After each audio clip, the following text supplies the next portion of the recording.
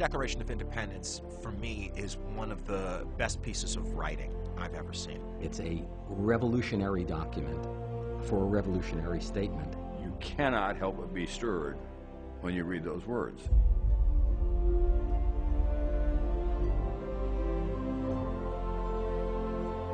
Thomas Jefferson's writing is absolutely magnificent. And when he wrote, "We hold these truths to be self-evident, that all men are created equal," that was the first time anybody had bothered to write that down. And then you turn the clock back and think of when he was writing, how young he was, what a statement it was given the history of the world at that point. And you feel the excitement of being on the cusp of something so profound that it's hard to put it into words. If you review our Declaration of Independence, it has those beautiful words about all men are created equal and governments are formed among men to represent the people. It was a good statement of what we were all about. And that's the only thing people remember about the Declaration of Independence, that it was about all men are created equal.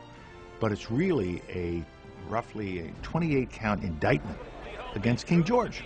And therefore, because of the way in which the British Crown treated us, we now declare that we are a free country, and we want to let you know why. Now, if we're going to have a war, we're going to have a war.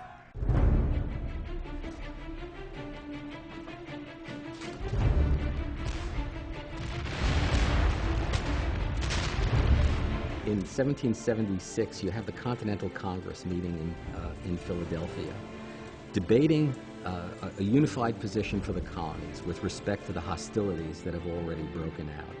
And the fundamental issue between them is, are they fighting for their rights as Englishmen within the British Empire, or are they going to fight for independence? And they're seriously divided. People who are perfectly willing to resist the tyranny of the British government are not necessarily willing to strike for independence. But there's a groundswell in favor of it, I think, in large measure because they recognize that having provoked the lion this far, there's no going back. All of a sudden you have this group of people who are going, no, we're not part of some great chain of being with the king at the top of it. We are free people. We can vote for who we want to have in charge.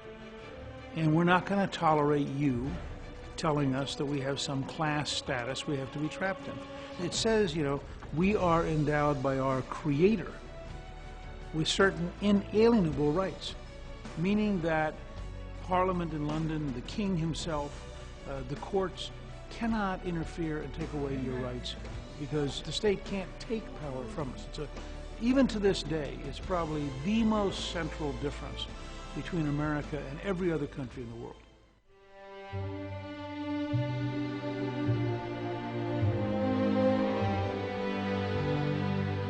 It goes well beyond what was needed in order to declare independence. It establishes a philosophical basis for a civil democracy in which all persons are guaranteed rights by virtue of their personhood.